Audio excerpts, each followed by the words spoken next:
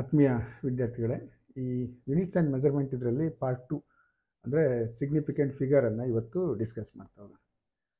So ಇಲ್ಲಿ ಮೇನಾಗಿ ಏನು ಕೇಳಿದರೆ, ಎವ್ರಿ ಮೆಜರ್ಮೆಂಟ್ ಇನ್ವಾಲ್ವ್ಸ್ ಎರರ್ ಅಂತೇಳಿ. ಅಂದರೆ ಅದು ಎರರ್ ಅನ್ನೋದು ದೋಷಗಳು ಅಂತೇಳಿ.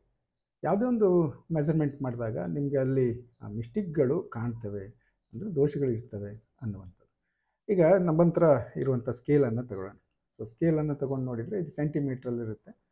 ಸ್ವಲ್ಪ ಎನ್ಲಾರ್ಜ್ ಮಾಡಿರುವಂಥ ಈ ಇಮೇಜ್ ಇದೆ. ಇದು 1 ಸೆಂಟಿಮೀಟರ್, 2 ಸೆಂಟಿಮೀಟರ್, 3 ಮತ್ತು 4 ಹೀಗೆ ಇಷ್ಟರವರೆಗೆ ಇದೆ.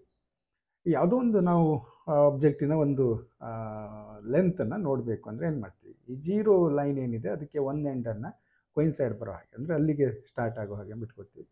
ಸೊ ಅದರ್ ಎಂಡ್ ಏನು ತೋರಿಸ್ತಾ ಇದೆ ಆ ವ್ಯಾಲ್ಯೂವನ್ನು ನೋಡ್ತೀವಿ. ನಾವೀಗ ಈ ಮೆಜರ್ಮೆಂಟನ್ನು ನೋಡಿದಾಗ ನಾವು ಲೆಂತ್ ಆಫ್ ದ ಆಬ್ಜೆಕ್ಟನ್ನು ಎಷ್ಟು ಅಂತ ಹೇಳ್ತೀವಿ ಅಂದರೆ 2.1 ಸೆಂಟಿಮೀಟ್ರ. ಯಾಕೆಂದರೆ ಇದು 2 ಅದಾದಮೇಲೆ 0.1 2.1 ಅಥವಾ 2.2 ಅನ್ಬೇಕು, ಯಾಕೆಂದರೆ 2.1ಗಿಂತ ಜಾಸ್ತಿ ಇದೆ. ಸೊ ಅದನ್ನು 2.2 ಅನ್ಬೇಕಾ ಅನ್ನುವಂಥದ್ದು. ಬಟ್ ಇದನ್ನು ಸ್ವಲ್ಪ ನಾವು ಎನ್ಲಾರ್ಜ್ ಮಾಡಿ ನೋಡಿದಾಗ ಇಲ್ಲಿ 2 ಆದಮೇಲೆ ಈ 1 ಗೆರೆ ಇದೆ, ಅದಾದಮೇಲೆ ಮುಂದಕ್ಕಿದೆ, ಅಂದರೆ ಇನ್ ಬಿಟ್ವೀನ್ 2.1 ಆ್ಯಂಡ್ 2.2 ಇದೆ. ಸೊ ಅದಕ್ಕೆ ನೀವು ಕೆಲವೊಮ್ಮೆ ಏನು ಅಂದರೆ ತುಂಬ ಚೆನ್ನಾಗಿ ಥಿಂಕ್ ಮಾಡ್ತೀರಿ. ಸೊ ಇದು 2.15 ಇರ್ಬೋದು ಅಂತೀರಿ.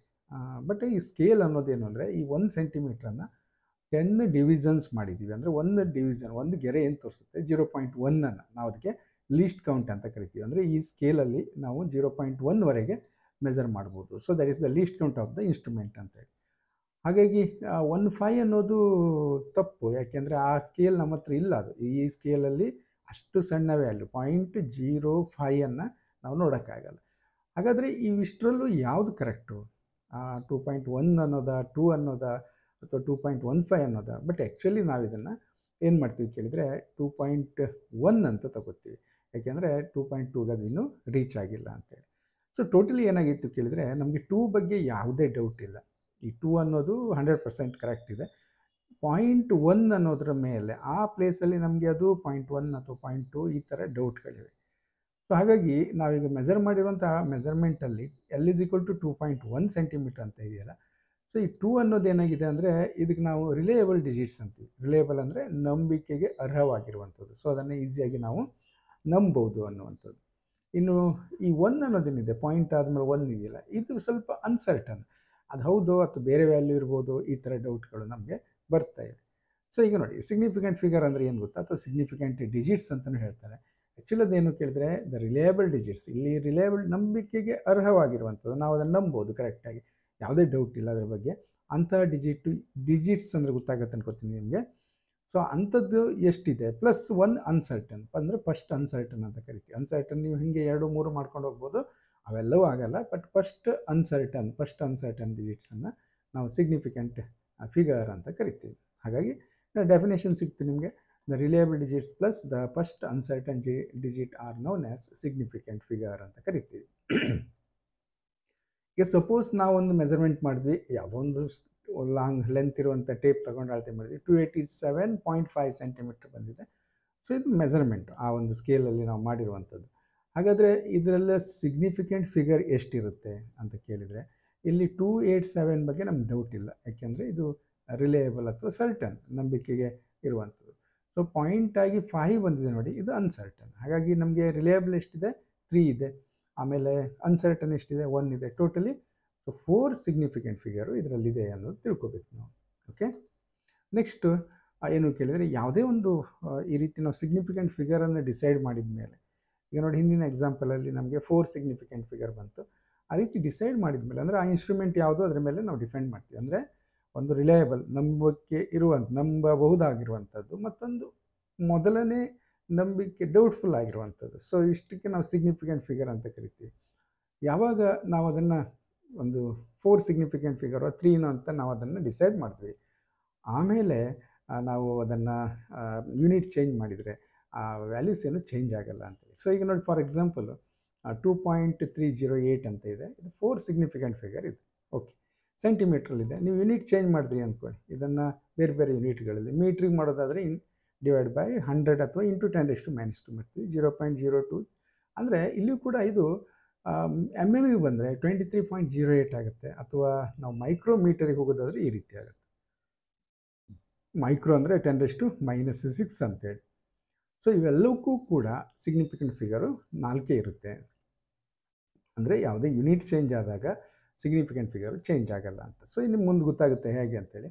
ರೂಲ್ಸ್ ಏನೇನಿದೆ ನೋಡ್ತಾ ಹೋಗೋಣ. All the non zero digits are significant. ಒಂದು ನಂಬರ್ಸ್ ಬರೆದಿದ್ರಿ, ನಾವೀಗ ಮೆಜರ್ಮೆಂಟೇ ಮಾಡಿ ಎಲ್ಲ ಡಿಸೈಡ್ ಮಾಡೋಕ್ಕಾಗಲ್ಲ. ನಂಬರ್ಸ್ ಕೊಟ್ಟಿದ್ದಾರೆ ನಮಗೆ. ಸೊ ಅದರಲ್ಲಿ ಎಷ್ಟು ಸಿಗ್ನಿಫಿಕೆಂಟ್ ಅಂತ ಹೇಳ್ತಾ ಹೋಗಬೇಕು. ಒಂದು ನಂಬರ್ ಕೊಟ್ಟಿರ್ತಾರೆ, ಒಂದು ಮೆಜರ್ಮೆಂಟ್ ಕೊಟ್ಟಿರ್ತಾರೆ ನಮಗೆ. ಸೊ ಅದರಲ್ಲಿ ಒಂದೇದು ರೂಲ್ ಏನು ಅಂದರೆ, ಯಾವುದು ನಾನ್ ಜೀರೋ ಡಿಜಿಟ್ಸ್ ಆಗಿರುತ್ತೆ, ಈ ರೀತಿ ನಂಬರ್ಸ್ ಬರೆದಿದ್ದಾರೆ ಅಂದರೆ ಸೊ ಇವೆಲ್ಲವೂ ಏನು ಸಿಗ್ನಿಫಿಕೆಂಟ್ ಆಗಿರುತ್ತೆ. ಈಗ ನೋಡಿ 17 ಇದೆ ಅಂದರೆ 2 ಇದೆ ನಮ್ಮ ಡಿಜಿಟ್ಸು, 2 ಆಯಿತು. 1873, 17824, 17825, 5 ಆಗುತ್ತೆ. ಸೊ ಈಸಿಯಾಗಿ ನಾವು ಈ ರೀತಿ ಫೈಂಡ್ ಔಟ್ ಮಾಡ್ಬೋದು. ಒಂದು ಆಲ್ ನಾನ್ ಜೀರೋ ಡಿಜಿಟ್ಸ್ ಇವೆಲ್ಲ ನಾನ್ ಜೀರೋ ಆಗಿದೆ, ಜೀರೋ ಅಲ್ಲದೆ ಇರುವಂಥದ್ದು ಸಿಗ್ನಿಫಿಕೆಂಟ್ ಅಂತೇಳಿ. ನೆಕ್ಸ್ಟ್ ಏನಂದರೆ all the zeros between 2 non zero digits are significant.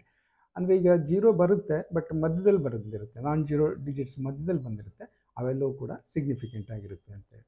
ಈಗ ನೋಡಿ 401 ಬಂತು, ಇಲ್ಲಿ 401 ಇದು ಜೀರೋ ಇದೆ ಬಟ್ 2 ನಾನ್ ಜೀರೋ ಮಧ್ಯೆ ಇದೆ. ನೋಡಿ ಇಲ್ಲೆಲ್ಲ ಹಾಗೆ ಜೀರೋ ಮಧ್ಯೆ ಬಂದಿರುತ್ತಲ್ಲ, ಇವೆಲ್ಲ ಏನು ಸಿಗ್ನಿಫಿಕೆಂಟ್. ಈಗ ಇಲ್ಲಿ 3 ಅಂತ ಬಂತು, ಯಾಕೆಂದರೆ 401 3 ಸಿಗ್ನಿಫಿಕೆಂಟ್ ಅಂತ ಕರಿತೀವಿ. ಅಥವಾ 4012 ನೋಡಿ 4 ಆಯಿತು. 30803 ಅಂದರೆ ಏನಾಯಿತು, 5 ಸಿಗ್ನಿಫಿಕೆಂಟ್ ಫಿಗರ್ ಅಂತ ಈ ರೀತಿ. ಓಕೆ, ಸೊ ಇಲ್ಲಿ ಡೆಸಿಮಲ್ ಪ್ಲೇಸ್ ಎಲ್ಲಿದೆ ಅಂತ ಇಂಪಾರ್ಟೆಂಟ್ ಅಲ್ಲ. ಈ ರೀತಿ ಸ್ಟಾರ್ಟಿಂಗಲ್ಲಿ ಮತ್ತು ಎಂಡಲ್ಲಿ ನಾನ್ ಜೀರೋ ಡಿಜಿಟ್ಸ್ ಬರುತ್ತೆ ಅಂತ ಹೇಳಿದ್ರೆ ಮಧ್ಯದಲ್ಲಿರೋದೆಲ್ಲ ಸಿಗ್ನಿಫಿಕೆಂಟ್ ಆಗಿರುತ್ತೆ. Okay, so next if the number is less than 1, all zeros to the right of decimal point and to the left of non zero digits are not significant. ಇದು ನೋಡಿ example ನೋಡ್ರೆ ಗೊತ್ತಾಗುತ್ತೆ. ಈ ಥರ ಬಂದಿರ್ಬೋದು. ಅಂದರೆ ಲೆಸ್ ದೆನ್ 1 ಆದಾಗ ಡೆಸಿಮಲಿಗೆ ಹೋಗ್ತೀವಿ ನಾವು.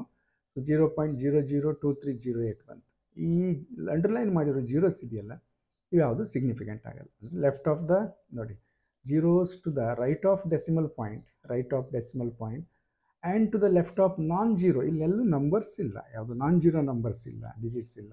ಸೊ ಇವೆಲ್ಲ ಏನಾಗುತ್ತೆ ಕೇಳಿದರೆ ಆವಾಗ ನಾವು ಇದನ್ನು ಬಿಡಬೇಕಾಗುತ್ತೆ. ಸೊ 2308 ಅಂದರೆ 4 ಆಯಿತು. ನೋಡಿ ಈ ಥರ ಬಂತು 0.004. ಸೊ ಒಂದೇ ಇರೋದು ಇಲ್ಲಿ 0.000456 ಈ ಥರ ಬಂದಾಗ. ಓಕೆ, ನೆಕ್ಸ್ಟ್ ನೋಡಿ ಈ ಅಂಡರ್ಲೈನ್ ಜೀರೋಸ್ ಆರ್ ನಾಟ್ ಇಲ್ಲಿ ಅಂಡರ್ಲೈನ್ ಮಾಡಿರುವಂಥ ಜೀರೋಸು ಸಿಗ್ನಿಫಿಕೆಂಟ್ ಆಗಲ್ಲ. ಅದನ್ನು ಬಿಟ್ಟು ನಾವು ಅದನ್ನು ಲೆಕ್ಕ ಮಾಡಬೇಕು. ಈಗ ಯಾವುದೇ ಒಂದು ನಂಬರ್ ಎಕ್ಸಾಂಪಲ್ ಕೊಟ್ಟಿರ್ತಾರೆ, ಇದರ ಸಿಗ್ನಿಫಿಕೆಂಟ್ ಫಿಗರು ಅಥವಾ ಸಿಗ್ನಿಫಿಕೆಂಟ್ ಡಿಜಿಟ್ಸನ್ನು ಹೇಳಿ ಅಂತಾರೆ. ಸೊ ನಾವೇನು ಮಾಡಬೇಕು ಕೇಳಿದರೆ, ಇದರಲ್ಲಿ ಜೀರೋಸ್ ಏನಿದೆ ಇಂಥ ಸಿಚುವೇಶನ್ ಇವನ್ನೆಲ್ಲ ಲೆಕ್ಕಕ್ಕೆ ತಗೋಬಾರ್ದು ಅಂತೇಳಿ, ಇದು rules. Next the terminal or trailing zeros in a number without a decimal point are not significant. ಸ್ವಲ್ಪ ಕಷ್ಟ ಆಗುತ್ತೆ ನ್ಯಾಚುರಲಿ ನಾವು ಹ್ಯಾಂಡ್ಲಿಂಗ್ ಮಾಡುವಾಗ. ನೋಡಿ ಎಕ್ಸಾಂಪಲ್ ನೋಡ್ರೆ ಗೊತ್ತಾಗುತ್ತೆ. 1 2 3 ಇರುತ್ತೆ. ಸೊ ಇದು 3, ಆಮೇಲೆ 1 2 3 ಆದಮೇಲೆ 0 0 ಇದು ಆ್ಯಕ್ಚುಲಿ ಯೂನಿಟ್ ಕನ್ವರ್ಟ್ ಆಗ್ತಾ ಬಂದಿದೆ. ಇರಲಿ ಹಾಗೆ ಇರಲಿ. ಈ ಥರ ಜೀರೋಸ್ ಇದ್ದರೆ ವಿತೌಟ್ ಡೆಸಿಮಲ್ ಪಾಯಿಂಟ್, ಇಲ್ಲೆಲ್ಲೂ ಡೆಸಿಮಲ್ ಪ್ಲೇಸ್ಗಳನ್ನು ತೋರಿಸಿಲ್ಲ. ಹಾಗಿದ್ದಾಗ ನಾವು ಅದನ್ನು ಆ ಜೀರೋಸನ್ನು ನಾವು ಸಿಗ್ನಿಫಿಕೆಂಟ್ ಅಂತ ತಗೊಳಕ್ಕಾಗಲ್ಲ. ಇದು rule. Okay, so the trailing zeros in decimal point are significant figure. ಈ ಟ್ರೇಲಿಂಗ್ ಜೀರೋಸ್ ಅಂದರೆ ಏನು, ಇಲ್ಲಿ ನೋಡಿ ಈಗ ಈ ಥರ ಬಂದಿರುತ್ತೆ. ಇದು ಡೆಸಿಮಲ್ ಪ್ಲೇಸ್ ಇದೆ. ಡಿಫ್ರೆನ್ಸನ್ನು ಅಬ್ಸರ್ವ್ ಮಾಡಿ. 3.500 ಅಂದರೆ ಈ ಜೀರೋಗಳು ಈಗ ಸಿಗ್ನಿಫಿಕೆಂಟ್ ಆಯಿತು. ಇಲ್ಲಿ ಆಗಲಿಲ್ಲಾಗಿತ್ತು, ಇಲ್ಲಾಯಿತು. ಯಾಕೆಂದರೆ ಇಲ್ಲಿ ಡೆಸಿಮಲ್ ಪ್ಲೇಸ್ ಇದೆ. ಸೊ 0.06 ಈ 0.0 ಆಗಲ್ಲ. 6 9 ಆದಮೇಲೆ ಬರೋ ಜೀರೋಗಳು ಸಿಗ್ನಿಫಿಕೆಂಟ್ ಆಗುತ್ತೆ. ಸೊ 0.2370 ಇಲ್ಲೂ ಕೂಡ 237 ಮತ್ತು 0 ಕೂಡ ಸಿಗ್ನಿಫಿಕೆಂಟ್ ಆಗಿರುತ್ತೆ ಅಂತೇಳಿ. ಓಕೆ, ಇನ್ನು ಸೈಂಟಿಫಿಕ್ ಇವೆಲ್ಲ ಸ್ವಲ್ಪ ಗೊಂದಲ ಕಡಿಮೆ ಆಗಬೇಕಂದ್ರೆ ನಾವೊಂದು ರೂಲು ಅಂದರೆ ಸೈಂಟಿಫಿಕ್ ನೊಟೇಷನ್ ಅಂತ ಹೇಳ್ತೀವಿ. ಆ ರೀತಿ ನಂಬರ್ಸನ್ನು ರಿಪ್ರೆಸೆಂಟ್ ಮಾಡ್ತೀವಿ. ನೀವು ನಾಳೆ ಪ್ರಾಬ್ಲಮ್ ಸಾಲ್ವ್ ಮಾಡ್ತೀರಿ ಕೂಡ ಏನು ಮಾಡಬೇಕು, ರಿಸಲ್ಟನ್ನು ಈ ಸೈಂಟಿಫಿಕ್ ನೊಟೇಷನ್ನಲ್ಲಿ ಬರೀಬೇಕು. ಇಲ್ಲೇನು ಅಂದರೆ every number is expressed as, ಹೇಗೆ ಮಾಡ್ತೀರೋ ನಂಬರನ್ನು ಅಂದರೆ A × 10⁻⁵ B ಅಂತೇಳಿ. ಸೊ ಇಲ್ಲಿ ಎ ಅನ್ನೋದು ನಂಬರ್ ಬಿಟ್ವೀನ್ 1 and 10, 1ರಿಂದ 10 ಒಳಗಿನ ಒಂದು ನಂಬರ್ ಇರುತ್ತೆ. ಆಮೇಲೆ ಬಿ ಅನ್ನೋದೇನು ಕೇಳಿದರೆ any positive or negative exponent, ಅಂದರೆ ಪವರ್ ಅಂತೀವಿ ನಾವು. ಎಕ್ಸ್ಪೊನೆಂಟಿಗೆ ಏನು ಮಾಡ್ತೀವಿ, 10⁻², 10⁻−3, 10⁻5 ಈ ಥರ ಬರೀತೀವಲ್ಲ ಹಾಗೆ. ಈಗ ನೋಡಿ ಇಲ್ಲಿ 4.700 ಮೀಟ್ರ್ ಅಂತ ಇದೆ. 4 ಸಿಗ್ನಿಫಿಕೆಂಟ್ ಫಿಗರ್ ಇದೆ. ಸಿಗ್ನಿಫಿಕೆಂಟ್ ಫಿಗರಿಗೆ ಏನು ಡಿಸ್ಟರ್ಬ್ ಮಾಡಬಾರ್ದು. 4.700 ಬರೀಬೇಕು. 4 ಸಿಗ್ನಿಫಿಕೆಂಟ್ ಫಿಗರ್ ಬೇಕು ನಮಗೆ. ಇಂಟು 10⁻² ಅಥವಾ ಏನೇ ಆಗಲಿ, ಅದನ್ನು ನಾವು ಸೆಂಟಿಮೀಟ್ರ್ ಕನ್ವರ್ಟ್ ಮಾಡಿದ್ವಿ, ಮಿಲಿಮೀಟ್ರಿಗೆ ಮಾಡಿದ್ವಿ ಅಥವಾ ಕಿಲೋಮೀಟ್ರಿಗೆ ಮಾಡಿದ್ವಿ. ಸೊ ಈ ನಂಬರ್ಸ್ ಏನಾಗಿದೆ ನೋಡಿ, ಇದು 4 ಸಿಗ್ನಿಫಿಕೆಂಟ್ ಫಿಗರ್ ಆಗಿರುತ್ತೆ. ಬಟ್ ಎ ಇಂಟು ಇದು ಎ ಇಂಟು ಅಂದರೆ ಈ ಜಾಗದಲ್ಲಿ 4.7 ಇದೆ ನೋಡಿ, 700 and 10 to the power of some numbers ಇದೆ, ಪಾಸಿಟಿವ್ ಇರ್ಬೋದು ನೆಗೆಟಿವ್ ಇರ್ಬೋದು. ಓಕೆ, ನೆಕ್ಸ್ಟ್ ಏನು ಕೇಳಿದರೆ the multiplying or dividing factors which are neither rounded numbers nor numbers representing measured values are exact and have infinite number of significant figure. ಇದು special case, ಅಪರೂಪಕ್ಕೆ ಇದ್ರ ಮೇಲೆ question ಬರುವಂಥದ್ದು. ಅಂದರೆ ಯಾವುದೇ ರೀತಿ ಅದು ಮೆಜರ್ಡ್ ಅಲ್ಲ, ಯಾವುದೇ ರೀತಿಯಲ್ಲಿ ಸಿಗ್ನಿಫಿಕೆಂಟ್ ಫಿಗರ್ ಥರ ನಾವು ಅದನ್ನು ರೌಂಡೆಡ್ ಮಾಡಿರುವಂಥದ್ದಲ್ಲ, ಅಂಥ ನಂಬರ್ಗಳಿಗೆ ನಾವು ಎಕ್ಸಾಕ್ಟ್ ನಂಬರ್ಸ್ ಅಂತ ಕರಿತೀವಿ. ಅದರ ಸಿಗ್ನಿಫಿಕೆಂಟ್ ಫಿಗರು ಇನ್ಫೈನೈಟ್ ಇರುತ್ತೆ ಅಂತೇಳಿ. ಅಂದರೆ ಈಗ ಎಕ್ಸಾಂಪಲಿಗೆ ನೋಡಿ, R is equal to radius is equal to half of the diameter d/2. ಈ 2 ಅನ್ನೋದು ಎಕ್ಸಾಕ್ಟ್ ನಂಬರ್, ಇದರಲ್ಲಿ ಏನು ಡೌಟ್ ಇಲ್ಲ ನಮಗೆ. ಸೊ ಇದನ್ನು ನಾವು ಹೇಗೆ ಬೇಕಾದ್ರೆ ಬರಿಬೋದು. ಹಾಗೆಯೇ S is equal to 2πr, ಇಲ್ಲೂ ಕೂಡ 2 ಅನ್ನು ನಾವು ಹೇಗೆ ಅಂದರೆ ಎಷ್ಟೇ ಒಂದು ಸಿಗ್ನಿಫಿಕೆಂಟ್ ಫಿಗರಲ್ಲಿಯೂ ಕೂಡ ಇದನ್ನು ಬರಿಬೋದು. 2 is an exact number, it can be return as 2.0, 2.00, 2.000 ಈ ರೀತಿ ಬರಿಬೋದು ನಮಗೆ ಅನುಕೂಲಕ್ಕೆ. ಹಾಗಾಗಿ ನಾವೇನಂತೀವಿ ಕೇಳಿದರೆ ಈ 5ನೂ ಕೂಡ ಅದೇ ರೀತಿ ನಾವು ಉದ್ದಕ್ಕೆ ಎಷ್ಟಾದರೂ ಬರಿಬೋದು. ಇವೆಲ್ಲ ಇದರ ಸಿಗ್ನಿಫಿಕೆಂಟ್ ಫಿಗರ್ ಎಷ್ಟು ಕೇಳಿದರೆ ನಾವು ಇನ್ಫೈನೈಟ್ ಅಂತ ಕರಿತೀವಿ, ಇನ್ಫೈನೈಟ್ ಸಿಗ್ನಿಫಿಕೆಂಟ್ ಫಿಗರ್ ಇದೆ. ಸೊ ಇಲ್ಲೂ ಕೂಡ time period T/n number of oscillation ಅಂತೀವಿ, n is on exact number ಅಂತೀವಿ. ಸೊ ಇವೆಲ್ಲ ಏನು ಕೇಳಿದರೆ ಇನ್ಫೈನೈಟ್ ಸಿಗ್ನಿಫಿಕೆಂಟ್ ಫಿಗರನ್ನು ಹೊಂದಿರ್ತದೆ ಅನ್ನುವಂಥದ್ದು. ಓಕೆ, ಸೊ ನೆಕ್ಸ್ಟ್ ಏನು ಮಾಡುವಾಗ ಕೇಳಿದರೆ ನಾವೀಗ ಕೆಲವು ರೂಲ್ಸ್ ಇದೆ ಸಿಗ್ನಿಫಿಕೆಂಟ್ ಫಿಗರನ್ನು ತಗೊಂಡು ನಾವು ಕ್ಯಾಲ್ಕುಲೇಷನ್ ಮಾಡುವಾಗ. ಸೊ ಅದನ್ನು ನೆಕ್ಸ್ಟ್ ವಿಡಿಯೋದಲ್ಲಿ ನೋಡೋಣ. Okay, thank you.